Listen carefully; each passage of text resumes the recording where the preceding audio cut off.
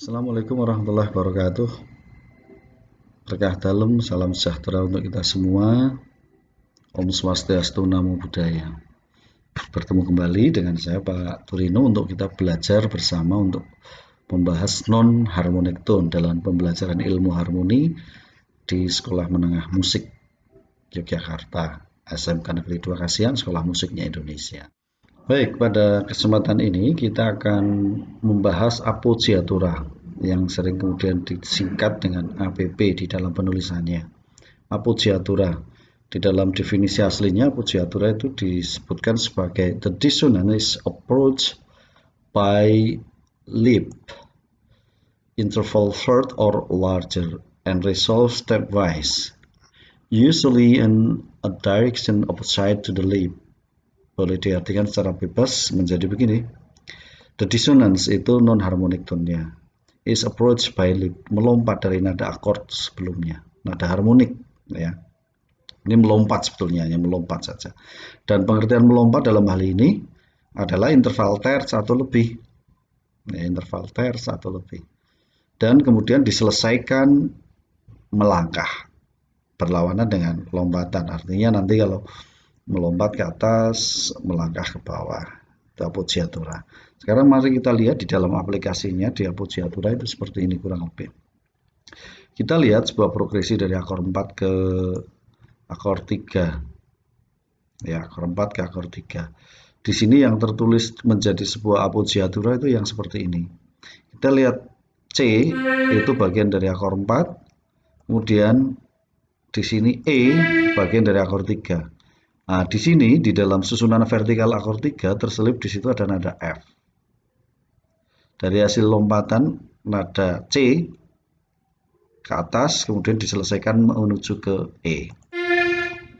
Itu appoggiaturanya bentuknya seperti ini. Terletak di alto ya, terletak di alto. Kemudian di dalam contoh kedua ini akor 1 menuju ke akor 1 balikan pertama.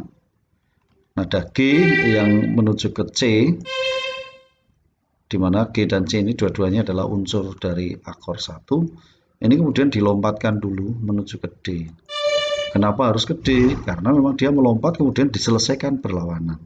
Artinya tidak kemudian dari, tidak kemudian dari C, dari G kemudian B terus C seperti itu, tetapi dilompatkan dulu. Tidak begini ya. G ini benar melompat ke B, tetapi penyelesaiannya itu berlawanan. Jadi harusnya mestinya bukan G, C, B, ini berarti penyelesaiannya naik semua. Padahal itu diminta berlawanan. Berarti dia harus melewati nada harmonik yang dituju, yaitu D. Gitu.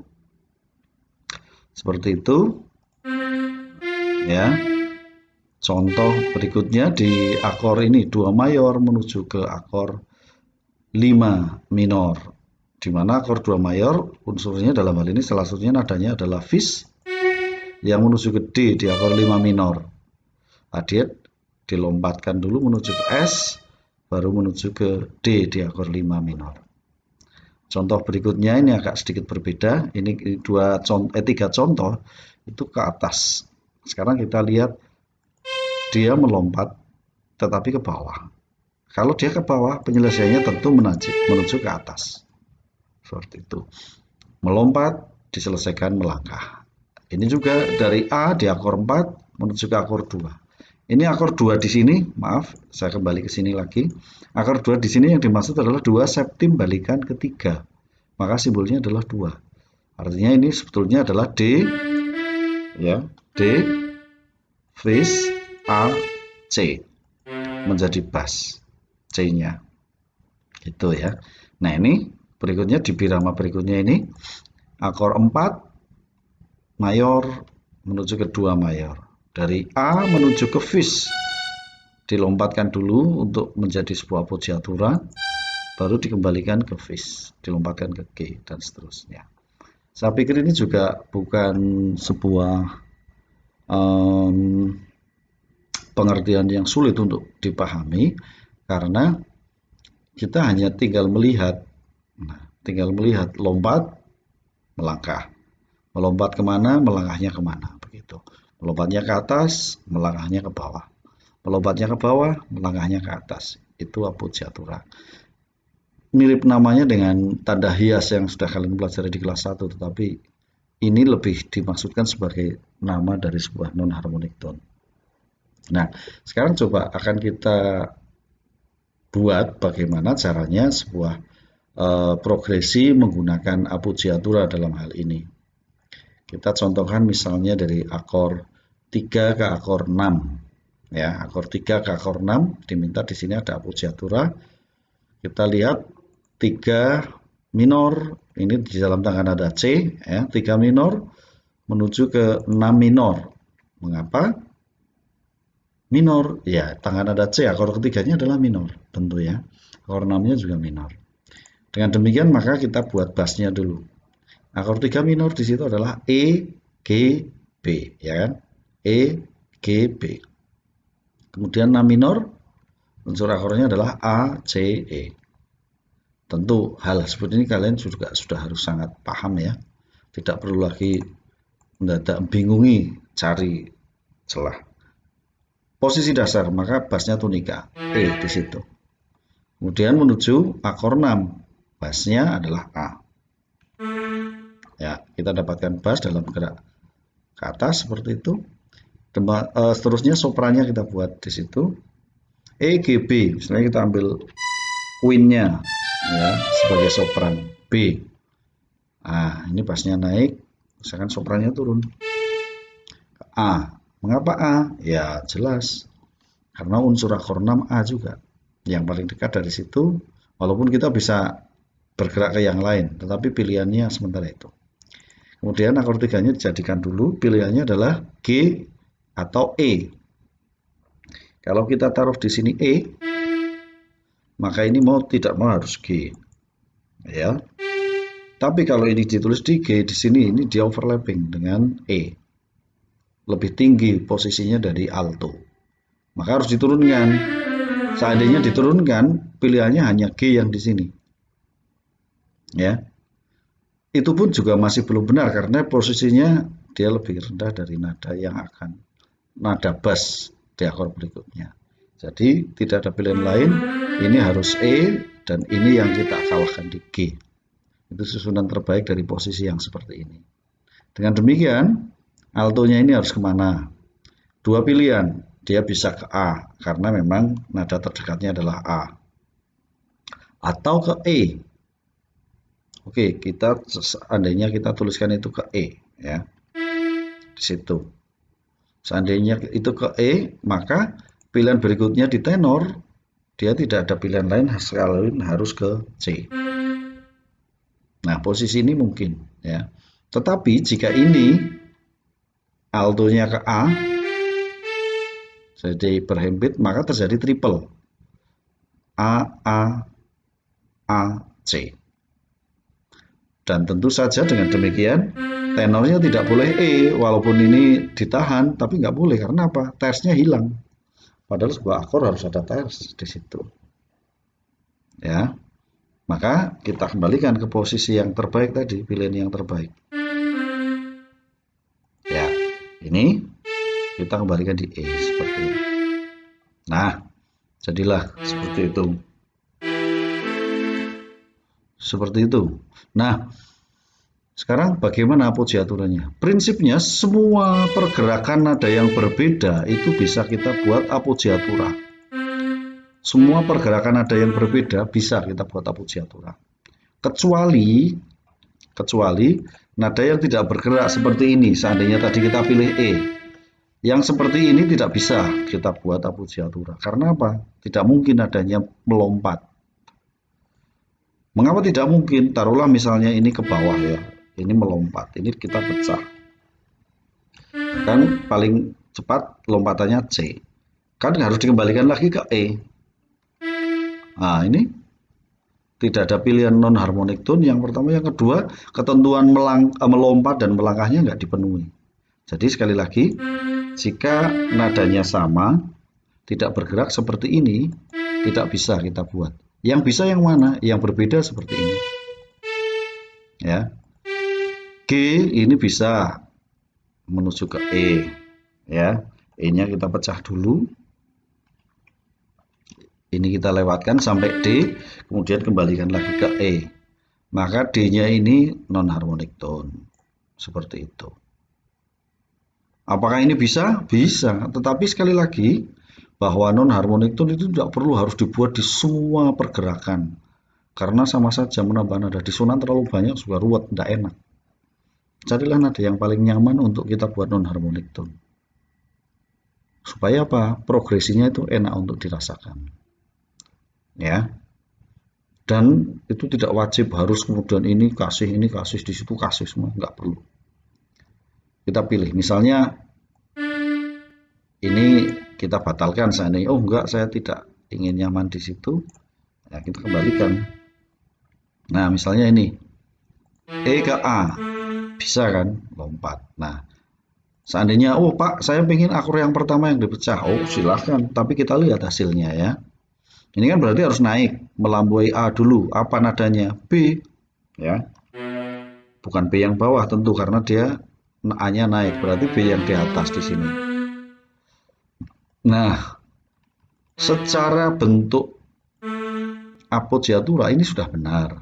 Benar memang, tetapi ada yang salah. Apa? Dengan demikian non-harmonic tone-nya maksudnya adalah B toh. Tapi kalau dilihat bahwa ini akor pertama, B ini kan ikut akor pertama. Padahal akor ketiga itu EGB, artinya B itu bukan ada non-harmonik. Jadi pergerakan yang seperti ini salah. Jadi kalau kamu mau memecah akor, perhatikan. Yang nanti kemudian menjadi nada non-harmonik itu ikut akor mana. Dan di situ betul-betul harus kamu yakinkan bahwa bukan nada harmonik dari bagian akor itu. Memang yang dicari adalah nada non-harmonik. Baik, kita kembalikan. Dengan demikian mana yang dipecah? Ya, tentu saja akor yang kedua. Karena pilihannya B, B tidak ada di akor 6. Seperti ini. Ya. Maka B itu betul-betul nada non-harmonik. Seperti itu ya. Baik, ini tadi kan posisinya bukan di C ya. Bukan di E tetapi di C. Pak, ini boleh nggak? Oh, boleh, silahkan. Tetapi ingat, pilih akor di mana kemudian dia menjadi nada non-harmonik yang dipecah, akor yang dipecah, nada yang dipecah maksud saya. Nah, ini yang bisa dibuat adalah yang akor kedua. Ini jadikan ke B dulu. Mengapa B? Ya, karena dia harus melampaui nada aslinya. Nada aslinya kan C. Nah, sehingga seperti ini. Seperti itu. Oke. Misalnya ini juga kita teruskan. Ini akor 1. Akor 1 posisi dasar. C tentu ya. Akor 1 posisi dasar. Tentu di sini yang dimaksud adalah C. Kemudian akor 4 balikan 1. Nah, 4 balikan 1. F, A, C. F, A. Tersnya A. Berarti pasnya A. Kemudian ini kita lihat yang lain. F, A, C dari akor C. Ini misalnya C, E, G kan akor satunya. C, E, G. Misalnya ini C. Ini turun. Ini misalnya dibuat sama karena sama-sama ada C-nya di situ ditahan. Ya. Baik, berarti ini C, C sudah ada, tinggal ini adalah G dan ini mestinya adalah E. Ya. Nah, G kemana? E kemana? G tentunya yang paling memungkinkan di situ adalah ke A atau ke F. Ya. Ke F oke. Kalau ini ke F, itu yang paling memungkinkan. Ke A tidak mungkin karena nanti jadi double terce. A-nya kan sudah dipakai jadi bass di situ. Jadi jangan ke A. Ke F yang paling mungkin. Ya. E-nya kemana? Lah, ini nggak ada pilihan. Dia bisa ke C memang, tetapi diutamakan yang didouble adalah tonikanya. Tonikanya apa? F. Ya, tonika yang kita utamakan. Nah, ini C ke C tidak bergerak, berarti tidak bisa kita buat. G ke F masih mungkin. Ya. E ke F juga masih mungkin. Demikian juga C ke A juga bisa kita buat di situ. Baik, misalnya oke, ini sementara ini saya hanya ingin menyampaikan tentang mana yang bisa dibuat, bukan masalah bagusnya dulu, supaya kalian tahu dulu secara teknis. Untuk masalah yang bagus dan sebagainya, harus kita latih berkali-kali dan kita dengar. Tidak terus serta-merta langsung bisa kita tentukan. Saya ingin sampaikan bahwa ini bisa kita pakai. E ke F misalnya ya. Ingat kalau yang dipecah di yang pertama, maka harus betul-betul ditemukan itu adalah nada non harmonik. Ini mau ini E ke F kan berarti G loh, karena yang melampaui F adalah G. Nah, G apakah nada harmonik non harmonik dari akor satu? Bukan, dia nada harmonik. Jadi bukan ini. Di akor kedua yang dipecah. Menuju ke G dipecah. Ini G baru selesaikan di F. Cuma di posisi ini kan nggak mungkin karena apa? Altonya sudah paling ini di F. Jadi sebetulnya posisi ini nggak enak. Ya. Jadi bukan itu. Mestinya kita kembali ke yang posisinya memungkinkan. Dalam hal ini. Sama juga di alto di sini. Ini nanti kalau dipecah, F-nya dipecah, ya F-nya dipecah. Ini nanti overlapping juga di posisi tenor karena tenornya juga F. Ya, yang paling aman ya ini sebetulnya. C ke A. Ya. Oke. Hanya kita pecah di situ, jadikan G, jadikan non harmonik, ya kan? Kemudian selesaikan ke nada harmoniknya yaitu di A, seperti itu. Berikutnya ini paling mudah ini, akor 2 D ya toh. Akor 5 balikan 1 mesti bassnya adalah B. Mengapa B? Lah ya G, B, D. B-nya adalah terts. Jadi di B. Oke.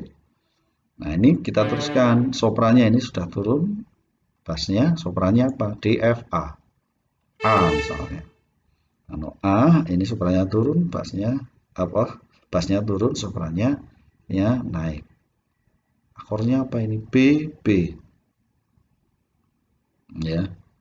Oke, pilihannya adalah ke B. Bisa nggak Pak itu B? Lah itu kan terus double terts. Bisa di dalam posisi sopran dan bass dari hasil progres seperti ini dimungkinkan.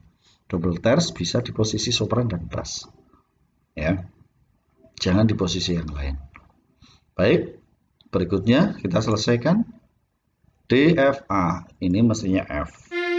Yang terdekat dari sopran. Kemudian ini tentu saja adalah D.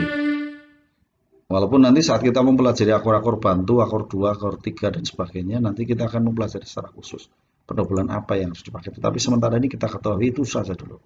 Kita ngikut ke rule-nya akor pokok. Aman itu. Baik, berikutnya akor 5 balikan 1. F-nya kemana? Bisa ke D, bisa ke G. Ini misalnya pilihannya ke G. Ya, kalau itu pilihannya ke G, maka ini tetap harus di D. Seperti itu. Ingat, setelah mau kita buat appoggiatura yang nadanya sama nggak bisa kita buat. Ya, nggak bisa kita buat. Mana yang bisa kita buat di sini? Nah ini, misalnya kita buat di ini tadi sudah di bass, sudah ada di tenor, alto sudah ada contoh, ya kita kembalilah ke sopran. Boleh ya. Atau di sini juga boleh di alto, kan sama-sama. Oke, sekarang kita coba apakah di akor pertama bisa dipecah? D, F, A. Ini kalau dipecah, ini mau nggak mau harus lari ke C. Apakah C bagian dari akor 2? Kalau itu duanya septim, itu bagian dari akor 2. Tetapi kalau itu akor 2 minor biasa, maka C tetap disebut sebagai nada disonan. Maka dengan demikian ini pun tetap disebut sebagai non harmonik tone. Begitu. Ya, naik melangkah ke bawah. Saya pikir itu bukan masalah yang besar ya, gampang kita pahami. Oke, kita coba kita bunyikan dari sini.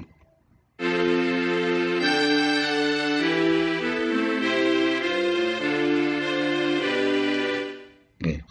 Mungkin juga bukan aransemen yang terstruktur karena memang belum kita rencanakan. Kita hanya baru mencari. Gitu. Saya pikir ini juga bukan hal yang sangat sulit untuk kalian pahami. Saya meyakini kalian adalah anak-anak yang hebat, anak-anak yang cerdas. Demikian yang sudah kita pelajari berkaitan dengan salah satu dari 8 jenis non harmonic tone. Assalamualaikum warahmatullahi wabarakatuh. Salam sejahtera, berkah dalam, Om Swastiastu, Namo Buddhaya. Tetap sehat, tetap semangat.